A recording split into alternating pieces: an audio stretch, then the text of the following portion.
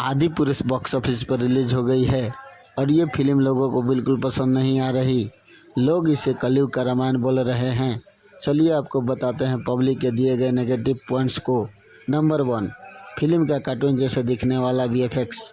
Number 2, character के look जिसे दिल से ट्रोल किया जा रहा, ना ही ये नजीत लग रहे हैं। Number 3, boring screen play. लोगों का कहना है कि पहली बार रामायण देखकर बोर हो गए। नंबर 4, फिल्म के डायलॉग जो कि रामायण से बिल्कुल सूट नहीं करते। हनुमान जी को डायलॉग ऐसे दिए गए हैं जिसे लोग काफ़ी डिसअपॉइंट हो रहे हैं। Number 5, wrong casting. लोग कास्टिंग से बिल्कुल खुश नहीं हैं। यहाँ तक कि प्रभास के कैरेक्टर को भी पसंद नहीं किया जा रहा। लंकेश का कैरेक्टर भी सूट नहीं कर रहा, क्योंकि जिस लंकेश का सोने की लंका हो उस लंकेश को सोने का आभूषण पहनना चाहिए था, ना कि चमड़े का कॉस्ट्यूम पहनना चाहिए। आइए बताते हैं किन किन पिक्चरों से ये फिल्म को जोड़ा गया है। Marvel studies, DC, Harry Potter, games of thrones, plant of the apps, game of the thrones, Avenger, ash gourd. अब इस फिल्म के कुछ डायलॉग की तरफ ले चलते हैं जो कि रामायण से बिल्कुल अलग है। रामानंद सागर की और इस फिल्म में दोनों में अंतर है। देखिए इसका डायलॉग। तेरे बाप का, आग भी तेरे बाप की और जलेबी भी तेरे बाप की। मैं तीनों लोगों के स्वामी, अमित तेजस्वी, रघुकुल शिरोमणि, भगवान श्री राम का दूत, जिनकी भार्या सीता माता को तुम छल से हर लाए हो। मैं उन्हीं सीता माता का पता लगाने और आपको मिलने 100 योजन समुद्र लांघ कर आया। रामायण के कथा अनुसार रावण शिव भक्त था। शिव भक्ति के कारण रावण को अमृत का घड़ा उसके नाभि में मिला था, मगर इस फिल्म में कुछ अलग तरीके से दिखाया गया है, जो कि इस प्रकार वरदान मिल रहा है।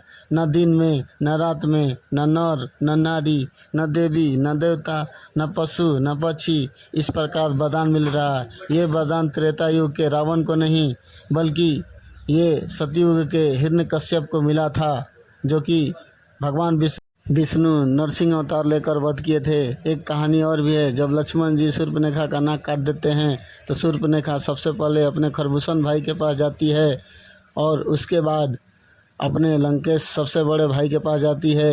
भरे दरबार में बोलती है कि मेरा अपमान हुआ है, मगर इस फिल्म में कुछ अलग ही दिखाया गया है। शूर्पणखा अपने लंकेश के पास जाती है और ये गाथा सुनाती है, जो कि इस प्रकार नहीं होना चाहिए, और लंकेश की सभा भी नहीं दिखाती है। लंकेश अकेले रहते हैं। अगर मामा मारीच की बात आए तो मामा मारीच भगवाधारी वस्त्र पहनकर तपस्या कर रहे थे। उनको तो रावण ने मजबूर किया था, इसलिए उनका रूप सुनहरा दिखाया गया था, हिरण का। मगर इस फिल्म में मारीच को भी बदल दिया गया है ऐसे। और सीता हरण का समय आता है तो रावण भगवाधारी वस्त्र पहन के गए थे, ना कि काला वस्त्र पहन के गए थे। लगता है कि शनि महाराज का भक्त है रावण, इस प्रकार गए हैं। अब आती है सीता हरण की बात। तो रावण पुष्पक विमान से सीता जी को उठा कर ले जाता है, ना कि चमगादड़ पर आता है और इस प्रकार लेके जाता है जिस प्रकार इस फिल्म में दिखाया गया है।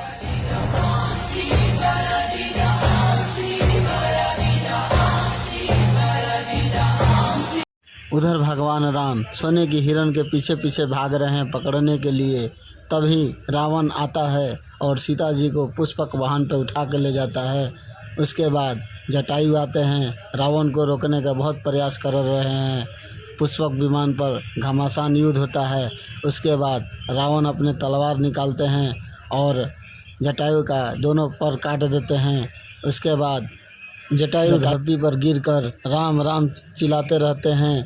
तब उसके बाद राम जी आते हैं और राम जी को ये सारी रावण और सीता की कहानी बताते हैं। मगर इस फिल्म में कुछ अलग ही दिखाया गया है। जटायु मर गए हैं और राम जी स्वयं सीता जी का हरण देखते हैं, जो कि इस प्रकार नहीं होना चाहिए। और माता सबरी डगर पर पुष्प बिछाकर राम जी का रास्ता निहारती हैं और राम जी आते हैं और सबरी से मिलते हैं, उनके मीठे मीठे बैर को खाते हैं और माता सबरी सीता जी का ढूंढने का मार्ग बताती हैं। और उसके बाद राम जी जाते हैं। मगर इस फिल्म में माता सबरी राम जी को ढूंढते ढूंढते जाती है और लक्ष्मण जी उनसे फरमान मांगते हैं कि बताओ तुम कौन हो, नहीं तो अपने धनुष बाण से छल्ली कर दूंगा, जो कि इस प्रकार नहीं दिखाना चाहिए। और जब राम जी चित्रकूट जाते हैं तो हनुमान जी आकर गले मिल जाते हैं। ये सीधा सीधा ही गलत है, क्योंकि रामायण में राम जी से पहले हनुमान जी ब्राह्मण वेश बनाकर पूछते हैं कि आप कौन हैं, पहले परीक्षा लेते हैं। उसके बाद भगवान राम की चरण पकड़ लेते हैं। चरण पकड़ने के बाद गले लगते हैं। मगर इस फिल्म में दिखाया गया है कि हनुमान जी राम जी का चरण नहीं पकड़े हैं, डायरेक्ट गले मिल गए हैं, जो कि सीधा सीधा ही गलत है। इसलिए कि भगवान राम का ये हनुमान जी शिष्य थे, तो शिष्य पहले चरण पकड़ेंगे, उसके बाद गले मिलते हैं।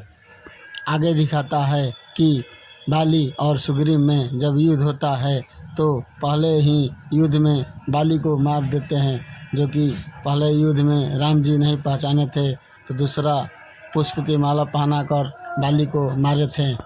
एक और गलत चीज़ दिखाया गया है कि जब रावण को दिखाया गया है तो रावण वेल्डिंग का काम कर रहे हैं, जो कि वेल्डिंग का काम लंकेश क्यों करेंगे, वो तो पूरे लंके का राजा हैं, तो लंकेश क्यों करेंगे। ये मार्वल फिल्म से ये आयरन मैन का पात्र लिया गया है। ये बंदर बोलता है अशोक वाटिका में जानकी से बात कर रहा था।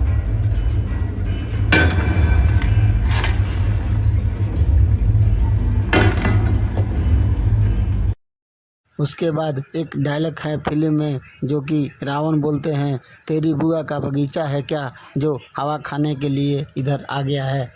राम सेतु पुल बांधने से पहले राम जी तीर मारने के लिए कहते हैं कि समुंदर पूरा सुखवा देंगे।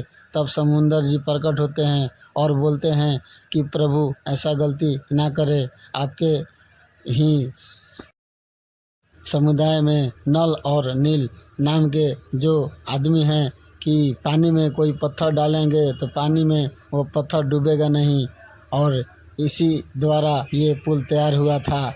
मगर इस फिल्म में ऐसा दिखाया गया है कि समुंदर में तीर मारने के लिए जब राम जी बोलते हैं तो समुंदर प्रकट होते हैं और बोलते हैं कि तीर ना छोड़े, और मैं जो भी पत्थर फेंकेंगे वो पत्थर मैं ऊपर ले लूँगा, एक भी पत्थर डूबेगा नहीं।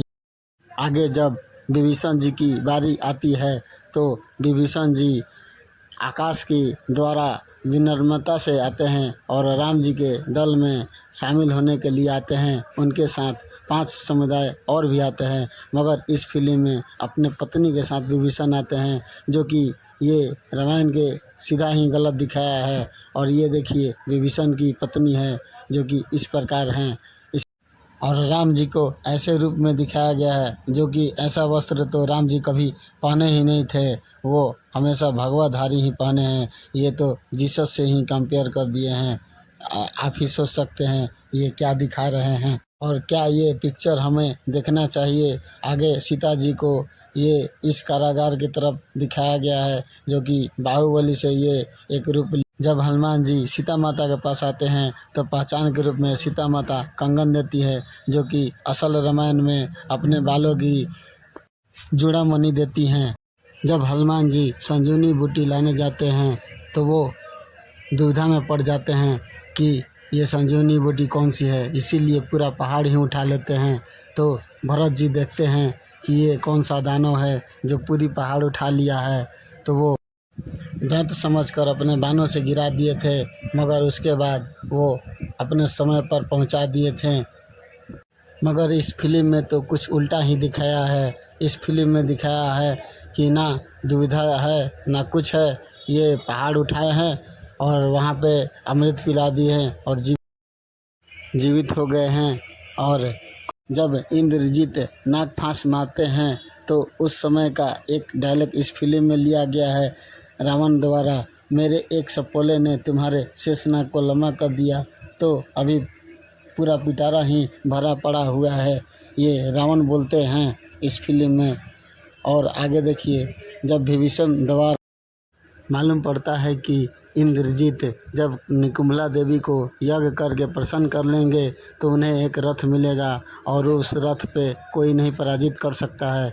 मगर इस फिल्म में दिखाया गया है कि इस नीले तालाब में अगर इंद्रजीत रहेंगे तो इनकी शक्तियाँ काम नहीं करेगी और इस तालाब में आसानी से मार सकते हैं। फिल्म का अंत वाला सीन आपको दिखाऊंगा किस फिल्म से रिलेटिव है।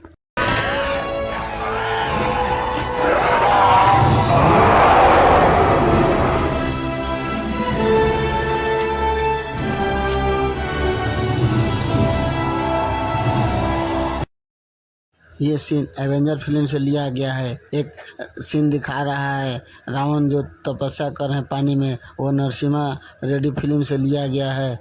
और इसमें जो लंका दिखा रहा है वो एज गार्ड से लिया गया है। आगे सुनिए रामानंद सागर के जो अरुण गोविल जी हैं वो राम का किरदार निभाए थे, वो अपने रूप में क्या कह रहे हैं उनका भी बात सुन लीजिए। ये बिल्कुल रामायण के अनुकूल बनाया गया है। ये रामायण से कहानी बिल्कुल मिलता जुलता नहीं है। जिन श्री राम को भगवान न मानने की ये लोग शपथ ले रहे हैं, क्या इन्हें पता है कि वो राम कौन है? जिस सत्ता और स्वार्थ के लिए श्री राम के नाम का अपमान करके शपथ ली जा रही है, उसी सत्ता को राम ने कैसे तिनके की तरह छोड़ दिया था, यह इन्हें जानना चाहिए।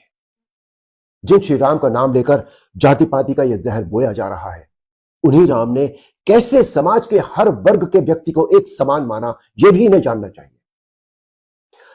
आदिवासी निषाद राज को राम जी ने भाई की तरह गले लगाया। शबरी जो भीलनी थी, उनके जूठे बेर खाए।